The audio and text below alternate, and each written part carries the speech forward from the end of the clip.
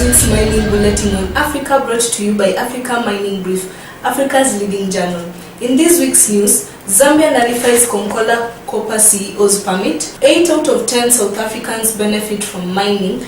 SA Chamber of Mine elects new president. Tulo to resume Turkana oil drilling after resolving conflict. Angola's diamond production eyes bright future. North River starts diamond drilling in Namibia, and Zambia recalls modified version of unprocessed copper duty. Welcome, I'm Tora Onyango. We begin in Zambia, where Zambia government has revoked the work permit of Konkola Copper Mine CEO Kishore Kumar few days after Vendetta Resources announced the move to replace more than 1,500 jobs with automation machine. They had announced that the March 24th they would replace more than 1,500 jobs with automation machines through its subsidiary Konkola Copper in Zambia.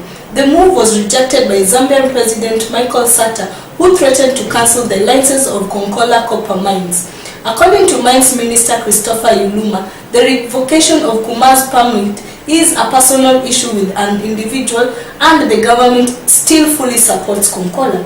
Meanwhile, Vendetta has since apologized to the president of Africa's biggest copper producer after the country revoked the work permit of the chief executive officer. In South Africa, the outgoing president of Chamber of Mines of South Africa, Mark Kutifani, has said that 8 out of every 10 South Africans have benefited directly and literally from mining. Kutifani, who is also Anglo-American CEO, noted that the mining industry in South Africa is South Africa's best channel to eradicate poverty. According to the chamber, the industry creates 1 million jobs annually and it also amounts to about 18% of the country's GDP. The chamber has elected Mike Teke as its new incoming president. He has been serving as the vice president for the past year and is the founder of Dedicol and a non-director of Optimum Coal. Mrs. Kanyisile Kweyama, executive director of Anglo-American, was elected as first vice president, and Mr. Graham Briggs elected as second vice president. Now, in Kenya, Tulo, a British exploration company, has resumed operation in Block 10BB and Block 13T in northern Kenyan region following successful dialogue with the national and county government and leaders of the local community.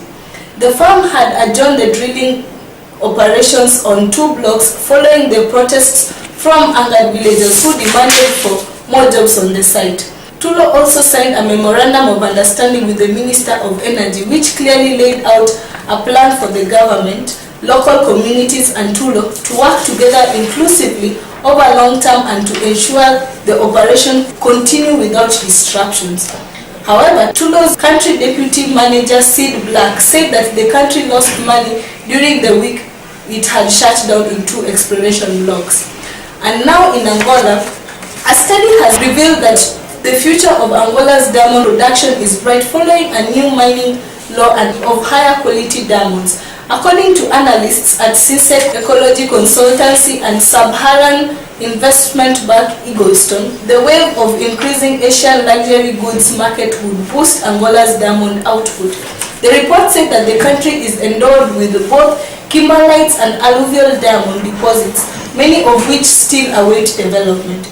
The chairman of the Endami Diamond Mining Company, Carlos Sumbula, anticipated that the mining code could make it possible for investors to take a majority stake in mining companies to reduce the tax burden from 35% to 25% and allow a single contract to be signed covering prospecting and exploration.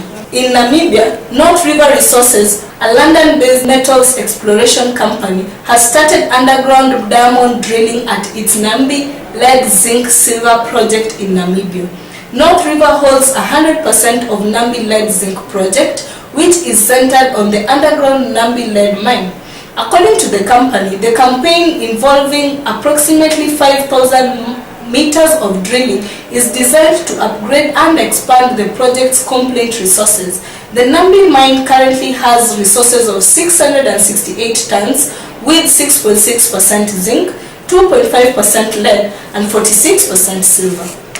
And in Zambia, barely a few days after Zambia suspended the 10% export levy on unprocessed copper, the government has announced that it has reinstated a modified version of it.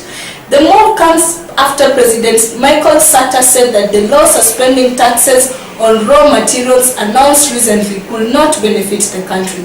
Secretary of the Treasury, Fredson Yamba, said that Zambia has introduced a 10% export duty on semi-processed based metal, including copper.